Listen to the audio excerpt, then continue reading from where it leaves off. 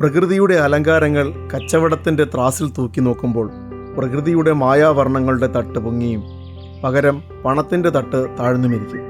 പക്ഷേ ഓർക്കുക, പ്രകൃതിയില്ലെങ്കിൽ ജീവനില്ല.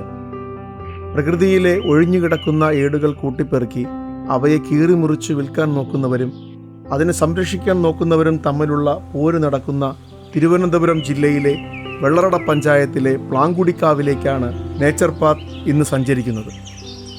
വെള്ളറട കൂതാളിയിൽ നിന്നും അമ്പൂരിയിലേക്ക് പോകുന്ന വഴിയിൽ 200 മീറ്റർ സഞ്ചരിച്ച് ഈ കാണുന്ന വഴിയിലൂടെ വലത്തോട്ട് തിരിഞ്ഞ് 500 മീറ്ററോളം സഞ്ചരിച്ചാൽ പ്ലാങ്കുടിക്കാവിൽ എത്താനാകും.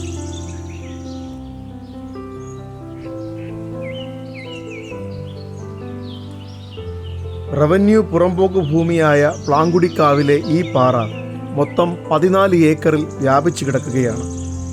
പണ്ടുകാലത്ത് നിറയെ ആദിവാസികൾ തിങ്ങിപ്പാർത്തിരുന്ന ഊരാണിത്. ഇവിടെ ധാരാളം പ്ലാവ് ഉണ്ടായിരുന്നു. പ്ലാവിനടുത്തുള്ള കുടിയാണ് പ്ലാങ്കുടിയായി മാറിയത്. കുടി എന്നാൽ കുടിൽ എന്നാണ് അർത്ഥം. നീണ്ടു നിവർന്ന് കിടക്കുന്നത് കൊണ്ട് തന്നെ ഈ പാറയെ നെടുമ്പാറ എന്നും അറിയപ്പെടുന്നു. ഇവിടെ ഈ കാണുന്നതാണ് കാവ്. ഒരു കാലത്ത് ഇവിടെ നിത്യ പൂജയുണ്ടായിരുന്നു. ഈ പാറയുടെ താഴ്ഭാഗത്തുള്ള ഗുഹയിൽ താമസിച്ചിരുന്ന ഒരു മൂപ്പനാണ് അവസാനമായി ഇവിടെ പൂജ നടത്തിയിരുന്ന ആദിവാസി പൂജാരി. അദ്ദേഹത്തിൻ്റെ കാലശേഷം മറ്റു ചിലർ പൂജകൾ നടത്തി വരുന്നു. താഴ്വശത്തുള്ള ഗുഹയ്ക്ക് 600 സ്ക്വയർ ഫീറ്റ് വിസ്തൃതിയുണ്ട്.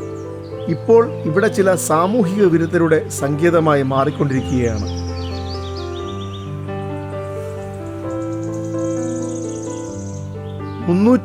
ഡിഗ്രി വ്യൂ പോയിന്റുള്ള ഈ പാറയ്ക്ക് വേണ്ടി ഒരാൾ കച്ച കെട്ടിയിറങ്ങി. ഏത് വിധേനയും ഈ പാറ പൊട്ടിച്ച് പണമുണ്ടാക്കണം എന്ന ആഗ്രഹത്തോടെ ചുറ്റുമുള്ള പ്രദേശങ്ങൾ വാങ്ങിക്കൂട്ടിയ അദ്ദേഹം ചില രാഷ്ട്രീയ കുബുദ്ധികളെ കൂട്ടുപിടിച്ച് 2010 അനധികൃത ഖനനം നടത്താൻ അനുമതി മേടിച്ചു. ഇതറിഞ്ഞപ്പോൾ പ്രകൃതി സ്നേഹികളായ നാട്ടുകാരുടെ പ്രതിഷേധം ആളിക്കത്തി. തുടർന്നുള്ള അന്വേഷണത്തിന് ശേഷം ജിയോളജി വകുപ്പ് അനുമതി നിഷേധിച്ചു. തിരുവനന്തപുരം ജില്ലയിലെ കാലാവസ്ഥ നിയന്ത്രിക്കുന്ന പശ്ചിമഘട്ടത്തിൻ്റെ വാലറ്റമായ ഈ പ്രദേശത്തിന് ചുറ്റും കേരള തമിഴ്നാട് അതിർത്തിയോട് ചേർന്ന് 3 റിസർവോയറുകളുണ്ട്.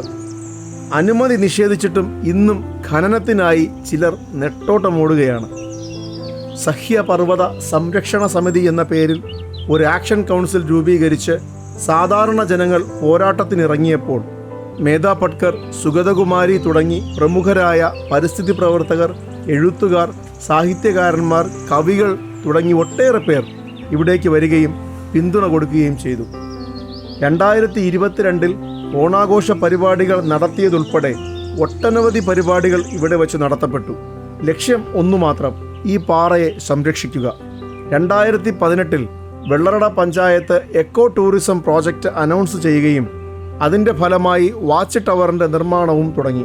എന്നാൽ ഖനനം നടത്താൻ ശ്രമിക്കുന്നവർ നൽകിയ പരാതിയിന്മേൽ നിർമ്മാണം നിർത്തിവെക്കപ്പെട്ടു. ഈ പാറയുടെ മുകളിലൂടെ ഓഫ് റോഡ് ഡ്രൈവിംഗ് വളരെ രസകരമാണ്. എക്കോ ടൂറിസത്തിനും അഡ്വഞ്ചർ ടൂറിസത്തിനും അനന്ത സാധ്യതകൾ നിറഞ്ഞു നിൽക്കുന്ന ഇവിടം ഇപ്പോഴും നിയമ പോരാട്ടത്തിലാണ്. ഒരുപക്ഷെ ഏത് നിമിഷവും ഇത് തകർക്കപ്പെട്ടേക്കാം. എന്നാലും പ്രതീക്ഷകൾ അസ്തമിക്കുന്നില്ല. പ്രകൃതി കനിഞ്ഞു നൽകിയ ഇത്തരം പ്രദേശങ്ങൾ സംരക്ഷിക്കപ്പെടുക തന്നെ വേണം. ഇവിടെ നിന്നും നോക്കുമ്പോൾ കൂനിച്ചി, കൊണ്ടകെട്ടി, വില്ലൂന്നി, കുരിശുമല, കാളിമല തുടങ്ങി പശ്ചിമഘട്ടത്തിൽ തല ഉയർത്തി നിൽക്കുന്ന ഗിരിശൃംഗങ്ങളുടെ കാഴ്ച വളരെ മനോഹരമാണ്. കോടമഞ്ഞിൽ കുളിച്ചൊരുങ്ങി നിൽക്കുന്ന പർവ്വതങ്ങളുടെ രസകരമായ കാഴ്ചകൾ കണ്ണിന് നൽകുന്ന കുളിർമ വേറെ തന്നെ. കൂനിച്ചിമലയെ ഇവിടെ നിന്നും നോക്കുമ്പോൾ ഒരു ആനയുടെ ആകൃതിയാണ്. ഈ പാറയുടെ അങ്ങേയറ്റം മുതൽ ഇങ്ങേയറ്റം വരെ നമുക്ക് നടന്നു കാണുവാൻ കഴിയും. ഒട്ടനവധി ടൂറിസം പ്രോജക്റ്റുകൾ നടപ്പിലാക്കാൻ പറ്റിയ മേഖലയാണിത്. ഇത്തരം സ്ഥലങ്ങൾ സംരക്ഷിച്ച് ടൂറിസം മേഖലയാക്കുമ്പോൾ നാടും നാട്ടുകാരും സാമ്പത്തികമായും സാംസ്കാരികമായും വളരും. പക്ഷേ പ്രകൃതിയുടെ മനോഹാരിതയും അതിൻ്റെ തനത് രൂപവും മാറ്റാതെ വേണം ഇതൊക്കെയും നടപ്പിലാക്കാൻ. വ്യക്തമായ പഠനങ്ങൾ ആവശ്യമായ ഇവിടം സംരക്ഷിക്കപ്പെടുമെന്നും മികച്ചൊരു ടൂറിസം സ്പോട്ടായി മാറുമെന്ന പ്രതീക്ഷയോടുകൂടി ഞങ്ങളുടെ പിന്തുണ അറിയിച്ചുകൊണ്ട് ഇവിടെ നിന്നും മടങ്ങുകയാണ്. അടുത്ത എപ്പിസോഡിൽ മറ്റൊരു സ്ഥലത്തിൻ്റെ വിശേഷങ്ങളുമായി വീണ്ടും കാണാം.